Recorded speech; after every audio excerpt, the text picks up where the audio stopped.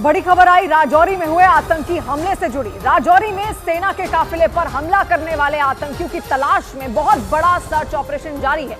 सुरक्षा बल ने राजौरी और पुंछ जिलों के कई इलाकों की घेरेबंदी कर दी। इस बीच आर्मी चीफ मनोज पांडे ने उन इलाकों का दौरा किया जहां ये सर्च ऑपरेशन चलाया जा रहा है। उन्होंने सेना के बड़े अधिकारियों के साथ अहम बैठक भी की और इस आतंकी घटना के बाद हालात का जायजा लेने के लिए रक्षा मंत्री राजनाथ सिंह भी बुधवार को राजौरी के दौरे पर जाएंगे। सूत्रों के हवाले से खबर है कि 21 दिसंबर को हमला करने वाले सभी आतंकी पाकिस्तान की सेना के संपर्क में थे और उनकी तलाश में जारी अभियान को और तेज कर दिया गया। 21 दिसंबर को सेना की गाड़ियों पर हमला करने के बाद भागे आतंकियों को पकड़ने के लिए लगातार सर्च ऑपरेशन चलाया जा रहा है। न सिर्फ जमीन पर चप्पे चप्पे की तलाशी ली जा रही है, बल्कि सेना के हेलीकॉप्टरों के जरिए आसमान से भी उन्हें पकड़ने की मुहिम जारी है।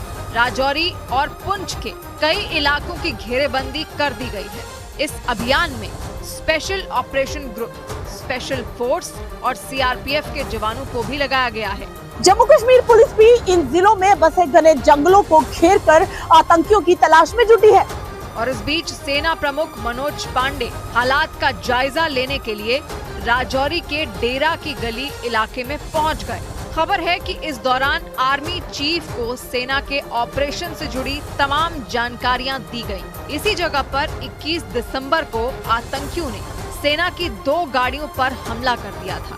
उस हमले में 4 जवान शहीद हो गए थे, जबकि 3 घायल हुए थे। और आतंकियों ने 21 दिसंबर को यह हमला उस वक्त किया था जब सेना के जवान पुंछ में सर्च ऑपरेशन के लिए जा रहे थे।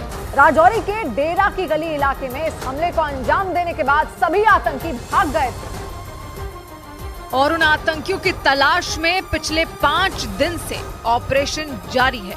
4 जवानों की शहादत का बदला लेने के लिए सुरक्षा बल के जवान राजौरी और पुंछ में दिन रात जुटे हैं। इससे पहले 21 दिसंबर को राजौरी में घात लगाकर बैठे आतंकियों ने सेना के काफिले पर हमला कर दिया था। उस दिन आतंकियों ने सेना की 2 गाड़ियों पर ताबड़तोड़ गोलियां बरसाई थी, जिससे सेना के जवान जवाबी कार्रवाई भी नहीं कर पाए थे। आतंकियों का ये हमला राजौरी के थाना मंडी के डेरा की गली इलाके में हुआ था।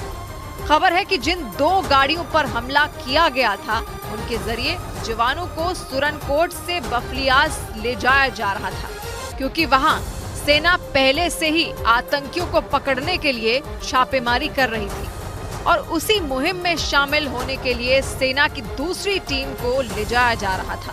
बीच रास्ते में ही आतंकियों ने जवानों पर हमला कर दिया था और उस हमले में शहीद हुए जवानों का पूरे सम्मान के साथ अंतिम संस्कार कर दिया गया। राजौरी की घटना में यूपी के कानपुर के रहने वाले जवान करण यादव भी शहीद हो गए थे और उनका पार्थिव शरीर जैसे ही कानपुर लाया गया, वहां मातम पसर गया। शहीद करण यादव के छोटे भाई तो सेना की गाड़ी के आगे ही रो रो कर जमीन पर गिर गए। तुरंत ही पुलिस और सेना के दूसरे जवानों ने उन्हें ढांढस बंधाया।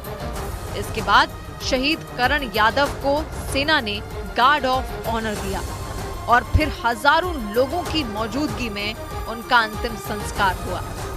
इसी तरह उत्तराखंड के शहीद जवान गौतम सिंह का भी पार्थिव शरीर जब उत्तराखंड के कोटद्वार लाया गया तो वहां का माहौल गमगीन हो गया।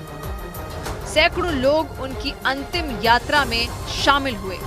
इस दौरान लोगों ने लगातार नारे भी लगाए। राजौरी में हुए आतंकी हमले में देश के लिए सबसे बड़ा बलिदान देने वाले बिहार के गया के रहने वाले शहीद चंदन कुमार को भी श्रद्धांजलि दी गई। उनका पार्थिव शरीर विमान से गया लाया गया।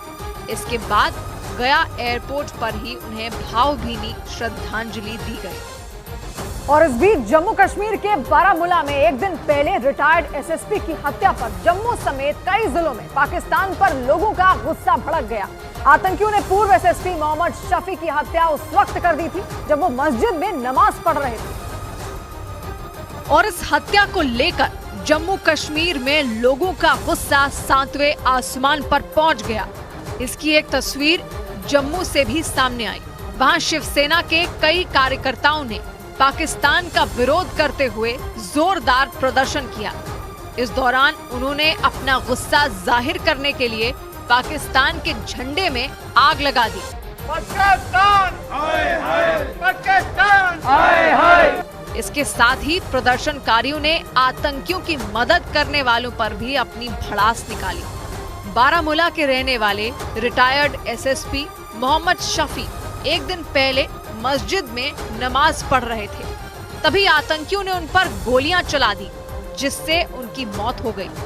इस हत्याकांड को अंजाम देने वाले आतंकियों की तलाश में सेना पूरे बारामूला में सर्च ऑपरेशन चला रही है।